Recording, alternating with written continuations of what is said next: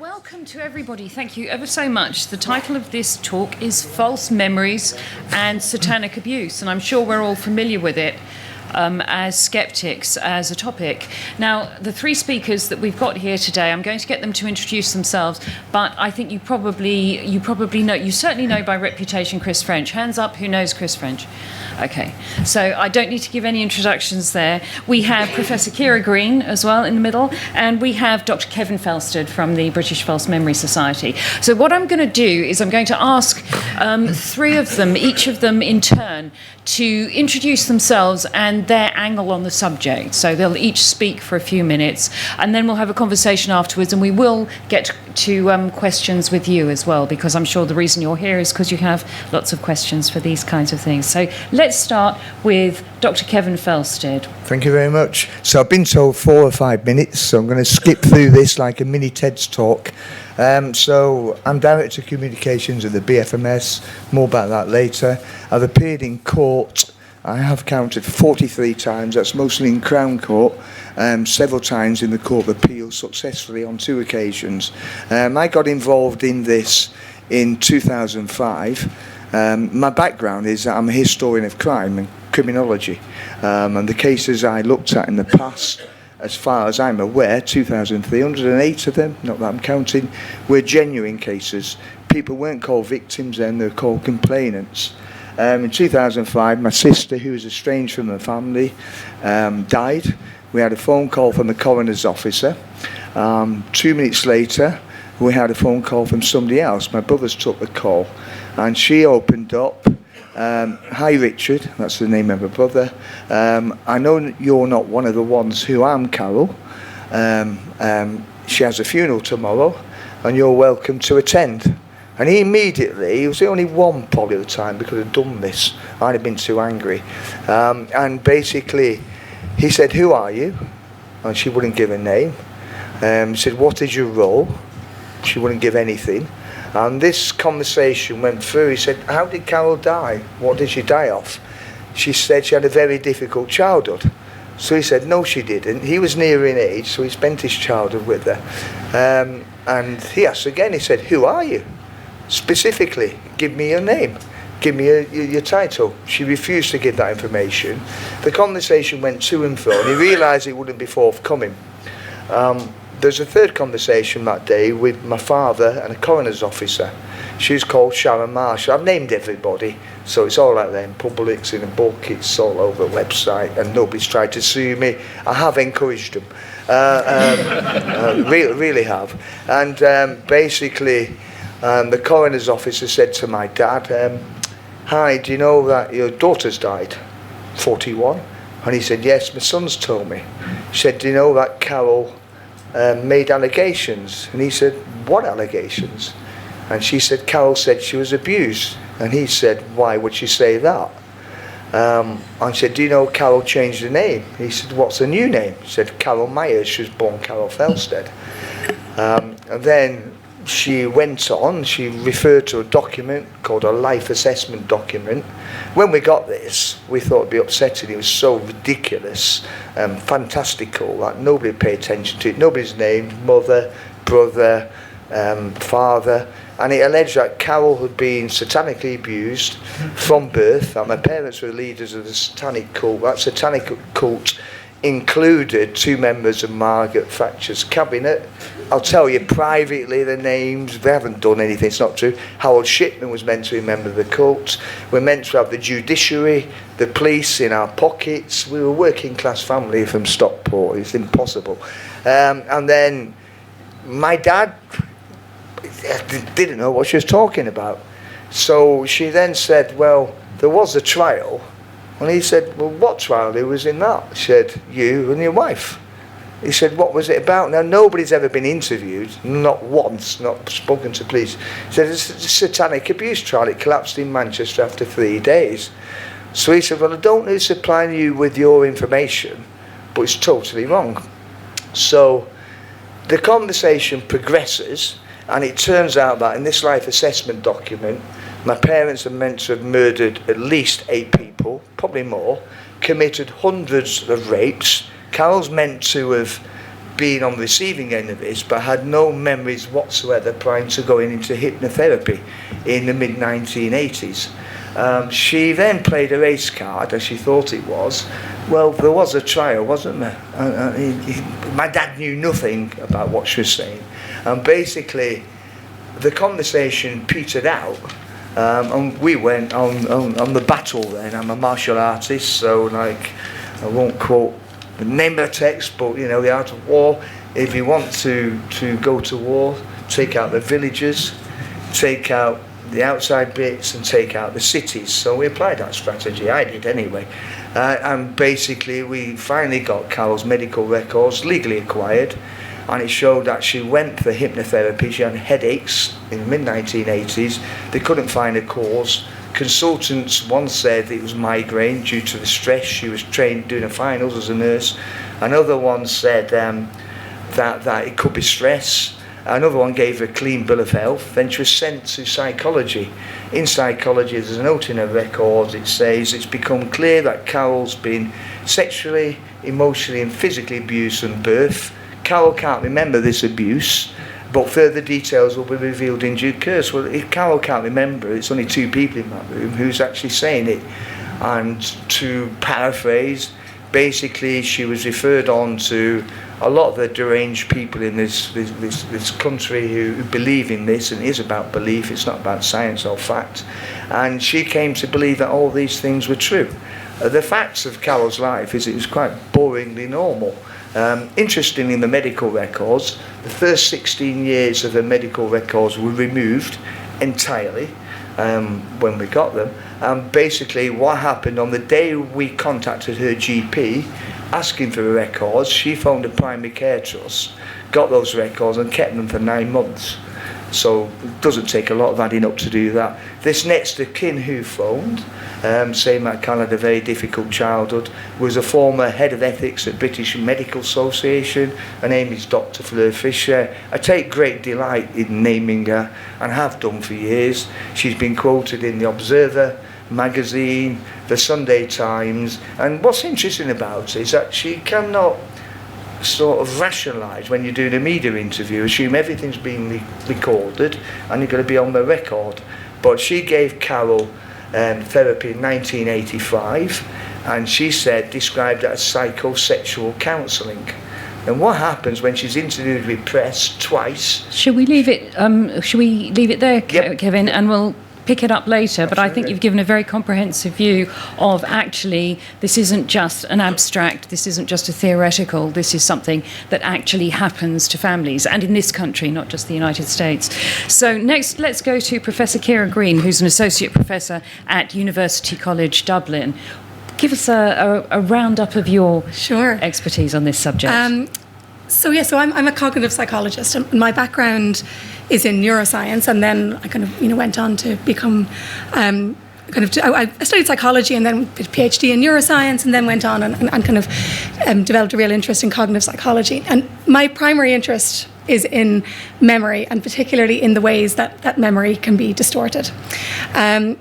And one of the kind of the things that we sort of push against most in our work is that many people have an idea of memory. When they think about memory, they think of it as being kind of like a video recorder, that something that it's just, and some people's video cameras are better than others, and they're recording more detail. But essentially, when you want to remember something, you just need to kind of rewind it back, find the events you're looking for, and there they are. Or sometimes people think, memory's like a box, you put it up in the attic. And then when you want to remember it, you go up and you open the attic and you take down the box and, oh, look, there's your memory exactly the way you left it. But that's not at all how memory works. So I'm sure if you're sitting in this room, you probably know that memory is fundamentally reconstructive. So the metaphor that I prefer is that memory is like a Lego tower.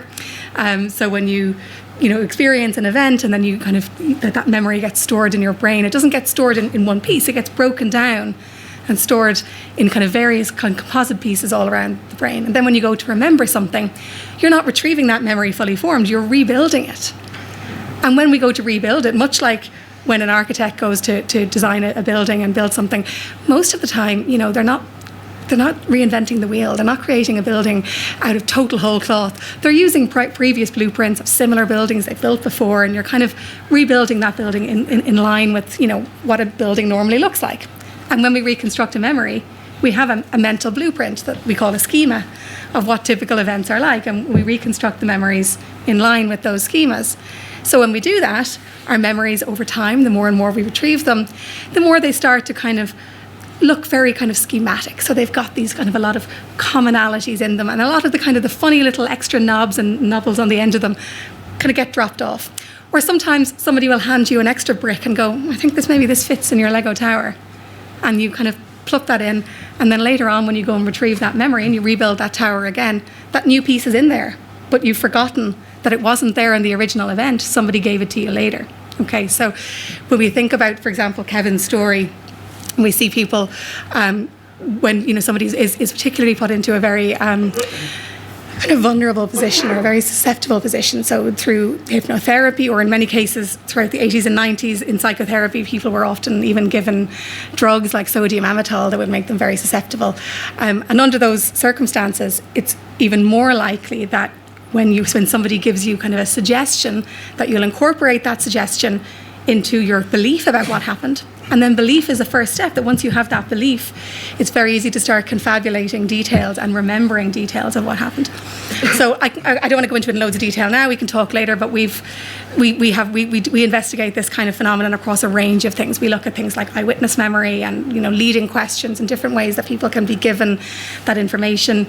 We also look at things like, can we actually implant a fully false memory of an event that never happened in someone's mind? And we find that yes, we can, you know, not for everybody, but fairly reliably. And then we also look at false memories in a range of different contexts. Like we look at fake news, and how if you read a fake news story describing an event that never happened, there's a decent chance that you're going to form a memory that that event actually did happen. And in line with that idea of our kind of our schema, our blueprint, our Lego tower, if that piece of information, that story that you read, aligns with what you already believe to be true, or want to be true, or would like to be true, you're even more likely to form that false memory. And once you have that first nugget of the memory, you'll then start building that tower and adding in more and more detail and confabulating extra detail around it. And I would say the final thing I would say is, and the most important thing to note, is that when you tell people about stuff like this, they go, yeah, that happens to other people. But the most important thing I would say is that this is a feature of memory, not a bug. It is a side effect of the fundamental reconstructive nature of memory. It's most of the time our memory doing exactly what it's supposed to do.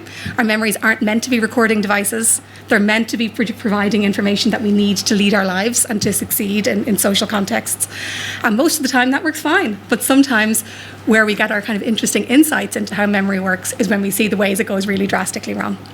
So Thank you. That's very interesting to find out that memory is sort of optimized like a story, like a screenplay. Yeah. It's not a complete recording. I've seen someone, Elizabeth Loftus, who's a very famous, well-known researcher in this field, has said that it's memory is like a Wikipedia page. You can go in and edit it, but so can anyone else. Very nice. And on the end we have Emeritus Professor Chris French, Emeritus Professor of Psychology at Goldsmiths, and you all know him anyway, don't you? You all know Chris. Okay, yes, over to you, Chris. Just to kind of follow on from what's been said already.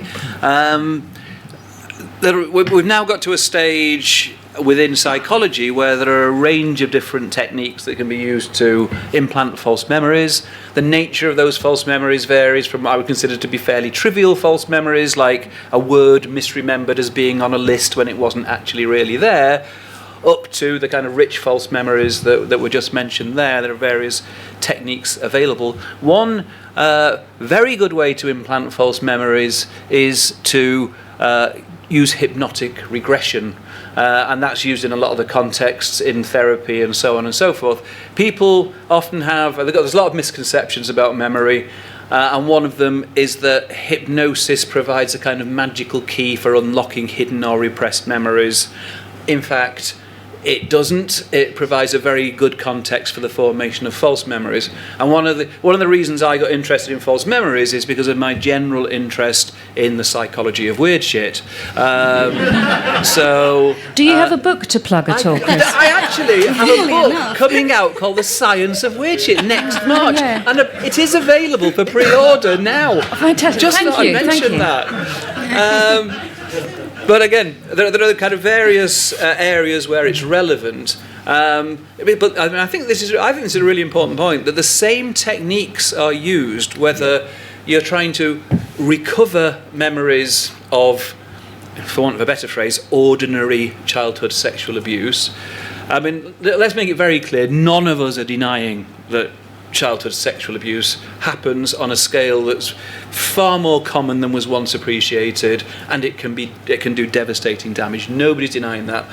What we're concerned about are situations where people are going into therapy with common psychological problems, things like low self-esteem, anxiety, depression, eating disorders, etc., with no memories of ever being abused, and then at the end of the day they're convinced that they were abused, typically at the hands of their own parents, and they've got detailed memories to back it up. That's the area of concern. But what you find is, if you go for therapy kind of with the suspicion that maybe you were a victim of abuse, but you've repressed that memory, there's a good chance that you will end up with those memories. If you go for hypnotic regression because you want to uncover memories of being abducted by aliens because you've got reasons for suspecting that you have been, that's what you'll end up with. If you go in thinking that your current psychological problems are due to trauma in a past life, you'll come up with past life memories. And of course, the topic of this session here, the satanic ritual abuse, the really extreme stuff, the kind of stuff involving cannibalism, sexual perversion, human sacrifice, animal sacrifice, all that stuff. Now, there's no physical forensic evidence to support those claims, and yet we had the Satanic Panic back in the 80s and 90s, and there's indications that it might be on the rise again with kind of QAnon conspiracies and so on and so forth, all that stuff. So there's so much to say about all that, but the interesting thing there is it's the same techniques. Now, I think people can find it very easy to accept the idea that maybe somebody who was abused sexually as a child, because people buy into the idea that repression is a real thing, this psychoanalytic notion that when you suffer some kind of trauma, the memory of it is pushed down into a non-conscious part of the mind, and you couldn't retrieve that memory no matter how strong the cues were. It's gone. But it might later bubble up again, either spontaneously or in therapy. Now, most memory experts doubt the very existence of repression. It's a very, very dubious concept. But most members of the general public do buy into it, as do members of the legal profession, as do many psychologists, psychotherapists, social workers, so on and so forth. And so there's obviously a real controversy there. I mean, Elizabeth Loftus has kind of led the work in the area of false memories, and I personally think she's done a great job there. There's other aspects of all this dodgy therapy. The idea has developed. There was one other kind of strand of evidence that was put forward to support the idea of widespread satanic ritual abuse, and this was kids in daycare centres, where it was claimed that people were dropping their little kids off in the morning and picking them up and taking them home at night, and the kids seemed totally normal, totally happy, but apparently during the day they had been the victims of awful satanic abuse. And I mean, again, we now know all of these claims were basically bullshit, and they were based on really inappropriate forms of questioning the kids. So if you look at the transcripts, the kids would be questioned about whether this had happened, and it would be no. The moment that the kids kind of gave in and said, oh, maybe, then they were rewarded, then they got lots of praise, then they were told they'd be able to go home soon, and it was just really terrible. I think we've learned from that. I don't think that side of things could happen again, but who knows? But this it sort of brings up an interesting subject, though, that to the layman, I suppose, that there's only one word, psychology, and boy, does it cover a range of disciplines and approaches. Absolutely. And so there may be some people that think Freudian psychoanalysis is the same as studying memory using neuroscience. Yeah. And strictly speaking, they're both psychology, but they both take very, very different approaches. Absolutely. Well, I mean, again, I am no fan of psychoanalysis in general, but I mean, I sometimes appear as an expert witness in these cases as well, and if the average member of the jury, why would they have more faith in what I'm saying than what a clinical psychologist or a psychotherapist with 30 years of clinical experience is saying? You know, as far as they're concerned, well, we're both supposed to know our stuff, aren't we? You know, and it's very difficult. So why are you disagreeing? And so I'll leave it there for now. I think I've made the kind of points I want to make. Yeah, I think that was going to be one of the main points I brought up, because I think a sceptical audience probably does know that there's something of different approach in psychology, but perhaps the person on the street doesn't, and doesn't realise how receptive people are to suggestion when they're being hypnotised. I was aware of a couple of books in the 70s. I mean, it seems as though this whole thing has been bubbling up through the 20th century, really, and specifically starting in the United States. But there were a couple of absolutely classic stories, Michel Remembers and Sybil, which kind of laid the ground for that. Those were usually talking about people who had, developed multiple personalities as a result of their, dreadful, traumatic, satanic abuse. But quite apart from the fact that a lot of the evidence in those cases are showing that a lot of the stuff is entirely made up, there was also all kinds of really dodgy ethical stuff. Like the person involved in the Sybil case, she ended up marrying the man who wrote the book. So there was... No, that was in the Michel Remembers. Michel Remembers. But Cornelia Wilbur still was best mates with Sybil. It was still inappropriate. I mean, I read Sybil. I don't know if most of you have heard of it I don't know just before I started going to university or as an undergraduate, but it was presented as a true story, and I believed it. It said it was a true story. Why wouldn't I believe it? There's a brilliant book by Debbie Nathan, I'm sure you've read it, called Sybil Exposed, I think I've got the title right. And it's the backstory to what really went on. The story as presented in the original book is that Sybil basically ended up with a multiple personality. For anybody, I'm sure you know what it's now called dissociative identity disorder, but the idea is that your personality can fragment as a result of tremendous stress, so that you can end up with lots of different personalities, all with their own memories, habits, mannerisms, accents even, so on and so forth. And the idea that within the novel Sybil, it was because she was the victim of severe abuse from her mother. No mention of satanic abuse, interestingly, at that stage. That came with Michel Remembers, But that book, when you know the full story behind it, the way it's presented is you've got this therapist, Dr. Cornelia Wilbur, who is a heroic figure, who rescues Sybil and finally puts her back together again, because basically the publishers wanted a happy ending. Sybil, not her real name, was actually in therapy for years and years, most of the time off her head on sodium, Pentel and all sorts of other stuff, totally confused, really, obviously had real problems. There were all sorts of weird aspects of the relationship between Cornelia Wilbur and Sybil. They kind of go on holiday together. That's not normal for a psychiatrist, isn't it? The profits from the best-selling book were split 3 ways between Sybil, Dr. Cornelia Wilbur, and Flora Schreiber. Have I got the name right? Flora Schreiber, who wrote the book. Again, extremely unusual arrangement, kind of very dodgy I think ethically. that's really interesting, because what it tells you, part of this is about storytelling. Yeah. So we're all sat here, and we want evidence and want to check facts. We're boring. So... literally, look at this. The mind can repress all these horrors. We've discovered it.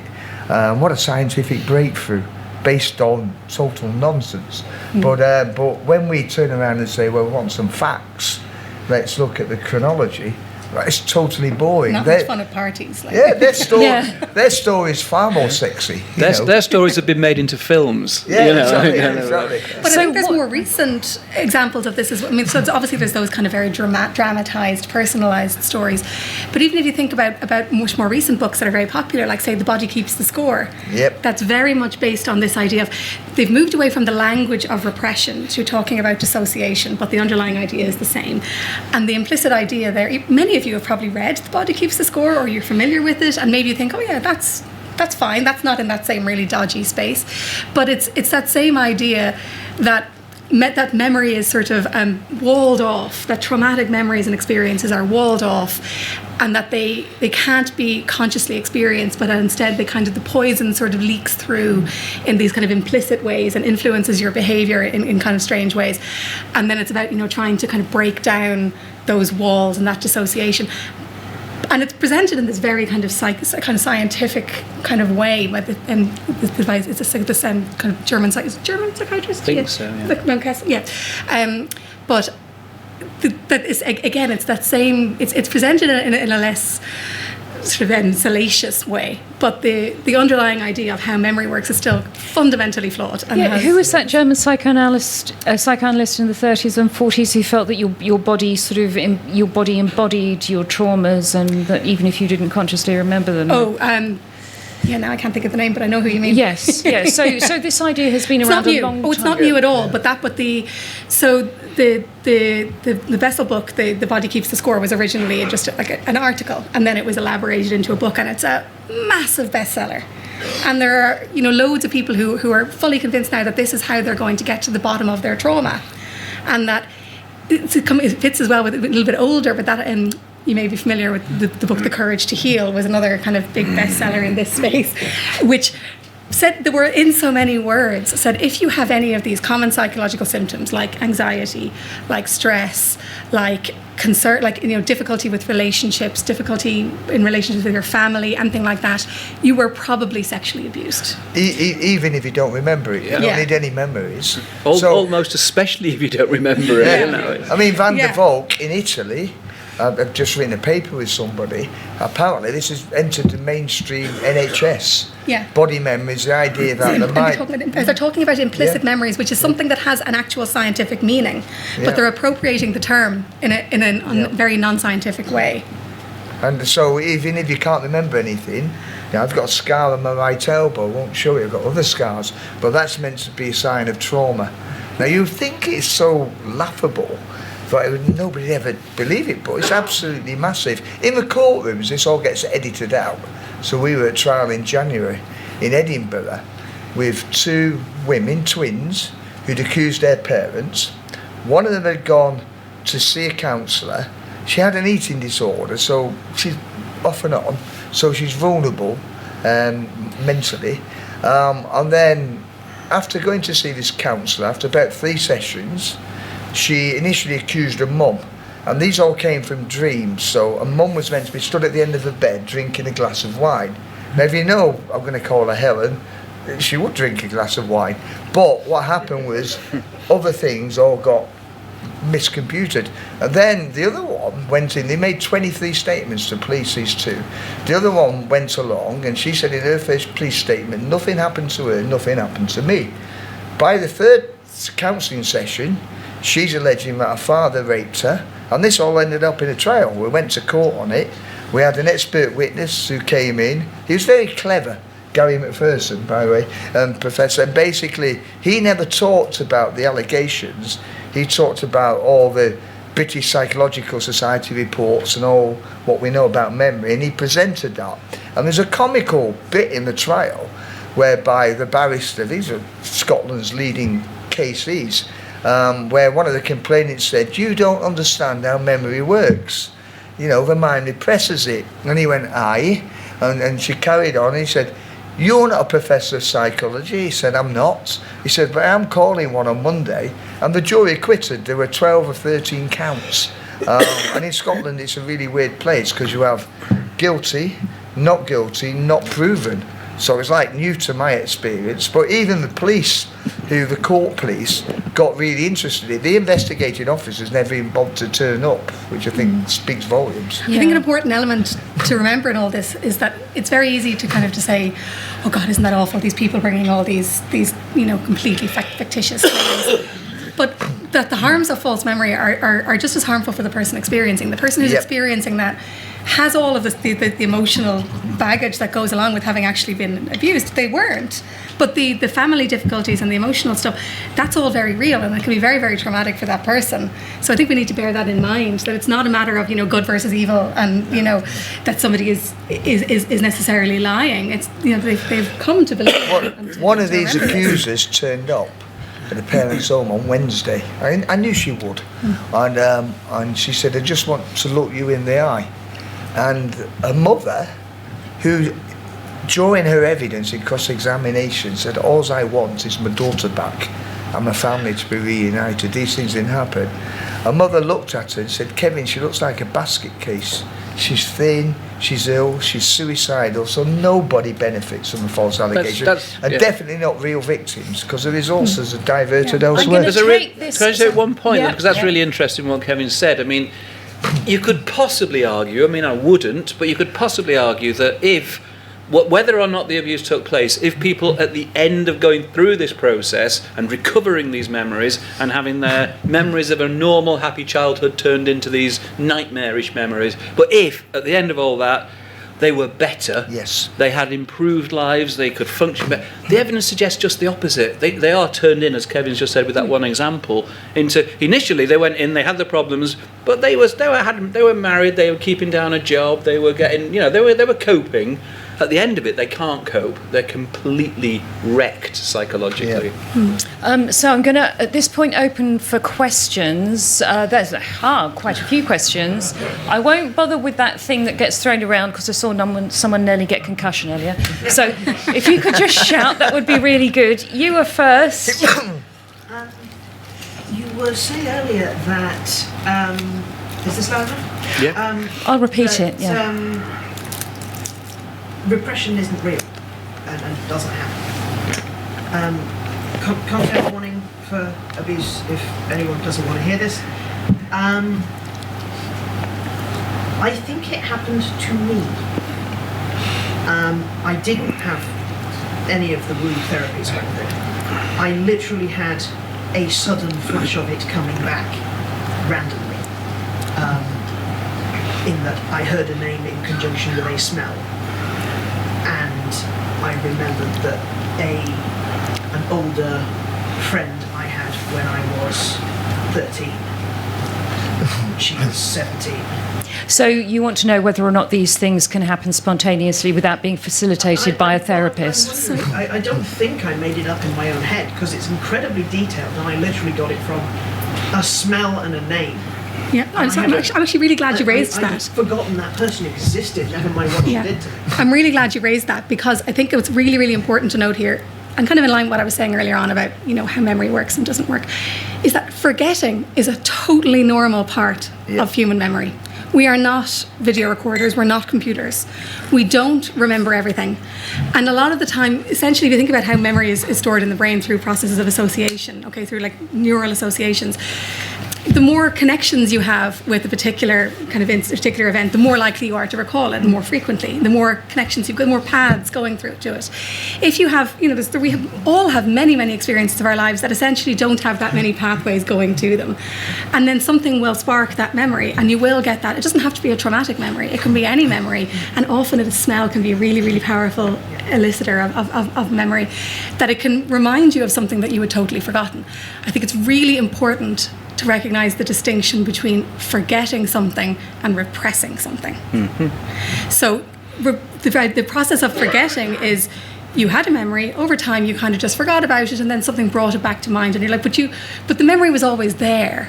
But there's no argument that memory had been pushed out of conscious awareness and that you were unable to access it. So just because it was a bad thing doesn't mean it was repressed. Exactly. Because it could just, the classic example of, Proust and the Madeleine, right? So, like, you know, Proust in La Recherche de Temps Perdu, Proust talks about how he takes a bite of Madeleine and he drinks some tea, and then the explosion of flavour on his tongue brings him back to remembering when he was a young child and his aunt had, you know, given him this exact food, and, you know, he has this very detailed memory. It's a really, really powerful piece. But it's that idea of how, you know, it's like sensory stimuli can elicit a memory of something that we may not have remembered, we may have forgotten, because not every memory is consciously in our conscious awareness at any given time.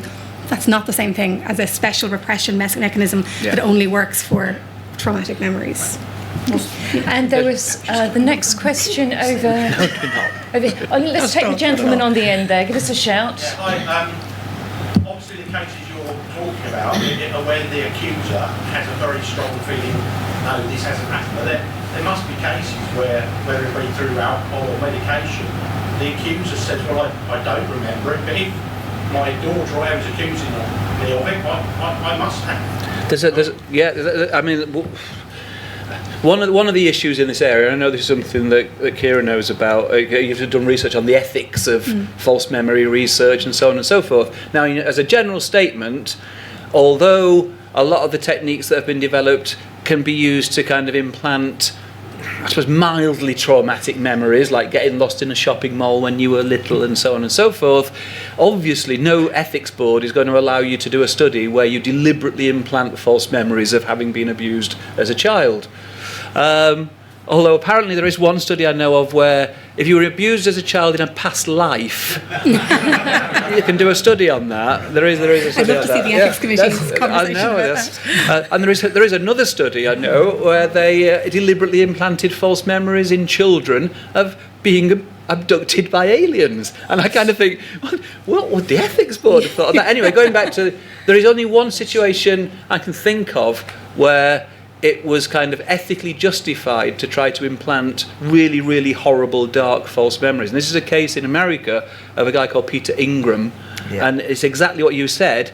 His daughters had gone off to summer camp, had some counselling, come back and accused him of not only abusing them, but being the head of a satanic cult and blah, blah, with murders, the whole kit and caboodle. And when he was first arrested by the police, he said, I don't remember any of this, but he couldn't figure out why his daughters would accuse him if it hadn't happened. And over months and months and months he was questioned, and eventually he started to confess. He started to come up with detailed descriptions of some of this alleged abuse. And a psychologist called Richard Offshee was brought in, and he had his doubts about the reliability of these stories that the accused guy, that Peter Ingram, was coming up with, so he deliberately fed him a false story. He said that the son and the daughter had accused him of making them have sex together in front of him. And initially denied it, as he always did, but he was a fundamentalist Christian, and he believed that God would not mislead him if he prayed to God for the truth. So he went away and prayed on it, to use his term, came back a few hours later with a detailed description of this horrendous event that had never actually taken place. He was still convicted. But I think what's an incredible addendum to that story is that even after he was convicted, somebody else confessed to the crime. There was evidence that he had done it. He confessed to the crime. He was convicted of it. But Ingram was not released because even though, despite all the evidence showing the false confession stuff, the police and the judiciary came to the conclusion that nobody could have come up with this stuff unless they had really done it. So he must have facilitated this other person. He must have given him access to the children. I wonder whether we're confusing two cases there. Wasn't that the Susan Nason case? I think that was the Because I mean, in the Ingram case, I don't think there was any crime. I don't think anybody was abused. I think maybe that's a false the Franklin case. I think you're thinking of. But that again, you're quite right in what you said, but it was a different case. Yeah. Let's have another question. We've got one at the front here. No, you got that right. I was wondering if we raise awareness about the possibility of implanting false memories. Can it be a way to prevent that from happening? So if a person is not actively participating in a process like that, can it be prevented? I don't know. It's not straightforward, is it? Because the people who are going, normally these come from counselling, they're vulnerable, they have, like Chris said, depression, low self-esteem, anxiety, and in a situation, there's a stereotype, I'll say a person with a couch and a white coat, which isn't true, but basically they're vulnerable. And once you just, like they say to you, right, you know, guided imagery, imagine, even if you haven't been abused, imagine what it would feel like if you were. Write down your dreams. Now, Chris's colleague Fiona's not here today, Fiona Gabbert. Is this being recorded? Before Yes. right, okay, so I won't say what I was about to say, but she would. Thank you. The QED people would be very grateful if you would. Yes. She would strongly disagree that your dreams have any meaning. They might reflect anxiety over the day and other things, but really, there's no thing. But once you get in there, what astonished me when I got involved in this is how quickly it happened. Like 1, 2, 3 sessions, and you're making allegations. It took me 2 years to compute it. I went through the whole archive, which was about 4,500 cases. We didn't take all of those cases, but I read them all, and it was like going into some sort of, I don't know, different planet. But the speed it happens is frightening. But I think there's kind of a question there as well about is forewarned forearmed? You know, if you know about these things, can you resist it? And I think, you know, so in some cases we're talking about these very dramatic examples of these extremely detailed, rich false memories. And maybe to a certain extent, if you know about some of those techniques, you might be aware of them and you might be able to resist them. But in terms of just general memory distortion, no, because it is because it's not a like a layer of something funny that happens. It's a side effect of the fundamental process of memory reconstruction. So it is unavoidable. So like we find, for example, in the range of different studies that we do across a variety of different kinds, in any given study, maybe 30% of people will form a false memory, but it's a different 30% every time. So it's not that some people are more susceptible than others. There, you know, so at any given, you know, so there's some circumstances under which you might be more susceptible to forming a false memory about this context versus that context. But everybody is susceptible to that kind of memory distortion under different circumstances. So maybe in those very dramatic situations of I'm going to tell you did something you never did at all, forewarned might be forearmed, but then you might just as easily fall for, you know, a fake news story or some other kind of some other context that you're not primed for, that you're not looking out for. Can I just make one quick point as well, that it's not only in the context of devious experimental psychologists and dodgy therapists that people can develop false memories. We're all quite capable of developing them spontaneously on our own, and we've all got them. I give an example all the time when I give talks on this stuff that so most people are above a certain age here. So hands up, who knows where they were in 9/11? Me too. Okay, I was in Rome. With my best friend. It was our first trip abroad without family or anything, you know, so we were getting drunk on the Spanish Steps and, you know, all of that. And the morning of 9/11, we came downstairs and there was people standing around, like looking at the TV hanging off the wall at the hostel, and everybody was standing around looking at it. And we said, what's going on? And they said, a plane flew into the World Trade Center. And we're going, oh God, that's crazy. And we're all standing around talking about it and what could have happened, and was it a little prop plane or was it a big plane? Did the pilot have a heart attack? You know, all that kind of thing everybody was talking about. And then as we watched, the second plane flew in and, you know, everything went to hell. And I had that story in my head, really, this flashbulb memory of this really, really clearly for years, until, I'm not joking, I went to give a lecture on flashbulb memory and I was going to tell the story of my flashbulb memory, and I realised it was wrong because I remembered this happening in the morning, but I was in Rome, which is 6 hours ahead, so of course it must have been the afternoon my time, but I had conflated the fact that I knew the attacks happened at 9 a.m. in New York with the fact that I went to where I was when I saw them. So, you know, I study false memories for a living and use it.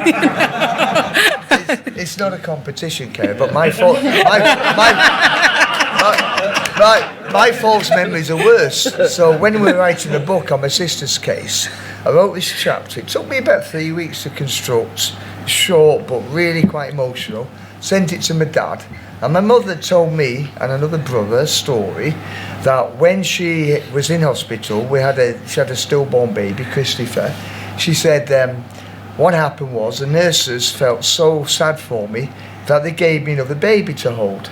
So then she said, and the baby was thalidomide, so I had no arms or legs. And so I wrote this up to my dad, and he phoned me up. He said, it's a great piece of writing. He said, there's just one problem. I said, what do you mean? He said, it never happened. I said, what do you mean? Mum told me. You don't expect your mother to lie to you. He said, I was there. He said, your mother was on pethidine. She was drugged out of her head. He said, think about it. Where's the baby come from? You won't get a mother to give her baby to somebody at gunpoint, and why hasn't it got any arms and legs? I'd have felt such an idiot, you know. But So we've just got 5 minutes left. It's an interesting thought that you can't really target people who are having false memories because, as we've said, in a therapeutic environment, they're quite often quite fragile and in need of help. And you can't target the general public particularly because we do try to get the educational word out there, but an awful lot of people still believe in the power of hypnotherapy. They still believe in the power of Freudian psychology. So if we are to make a meaningful intervention, it strikes me that it would probably be in the stigmatizing of these beliefs on a professional level. How do you stop professional bodies, professional psychological bodies, promoting the belief in this phenomena? It's incredibly difficult. I mean, there is a kind of ongoing current controversy within the British Psychological Society. There's a big split, a big divide between, on the one hand, the experimental psychologists who, by and large, doubt whether there's such a thing as this special mechanism of repression, and do lots of research into, the psychology of false memories and so on, and the clinicians, the ones who are dealing with, clients crying in their offices, clearly very distressed, who tend to often believe, well, first of all, that at least some of these recovered memories are true. There's a whole range of views amongst the clinicians, but there is an ongoing controversy. There are people who are, kind of writing kind of articles and chapters that are criticising people like me and Kevin and Kira very, very strongly. They kind of think that we're the bad guys, we're on the wrong side of the argument. Clearly we think we're the good guys, we're on the right side of the argument. All we can do is just kind of continue presenting the evidence, trying to get the word across. But in particular sectors, with the legal profession, it's hugely important. There's a massive amount of belief in these misconceptions in the people who really, really need to know this stuff. And unfortunately, there's a bit of resistance there as well, particularly in this country. There's an attitude on the part of some judges that we don't need expert witnesses on memory because we've all got memories, we all know how memory works, which is just obviously clearly false. It's also the kind of thing you see on TV all the time, like that soap opera trope, of somebody who has some traumatic event and then they have total amnesia and they fall in love with the wrong person and then something happens and they come back and they realise they're actually in love with his twin brother, it's, but this kind of idea of that it's kind of constantly percolating through the media and through popular culture that this is how memory works, in much the same way as I have to constantly disabuse people of the notion that there is such a thing as a photographic memory because there isn't. But we have these very persistent kind of memes that are and it's really hard to you can't just, there's no top-down way to kind of come in and say nobody's going to believe this anymore. So what we come back to so often in skeptical discussions is that it's all a bit more complicated than that, isn't it? Those very, very simple ideas probably aren't a nuanced or a good answer. Do you want to sum up with a final thought, Kevin? Well, it's like you mentioned, sort of people, believing in, falling in love with you, or I'm actually in love with your tree. But it's like Jason Bourne, it's storytelling, washed up on the beach. He's actually got a traumatic brain injury, so you wouldn't remember anything. But it's in our culture now. He's entered the mainstream culture. Netflix thrives on it. And the amount of times you put something on, you're watching it, oh my God, we get some impression, you're thinking, no. And some things have been completely rewritten. The Keepers, for example, which was seen by millions, what it reports in that document is not true. That didn't happen. This is a well-known case, and it's just completely untrue, but it's entertainment, isn't it? Popular culture. It sells. We're boring. Speak for yourself. Speak for yourself, Kevin. Dr. Kevin Felsted, Professor Kira Green, Professor Chris French, thank you so much for this. Thank you for coming.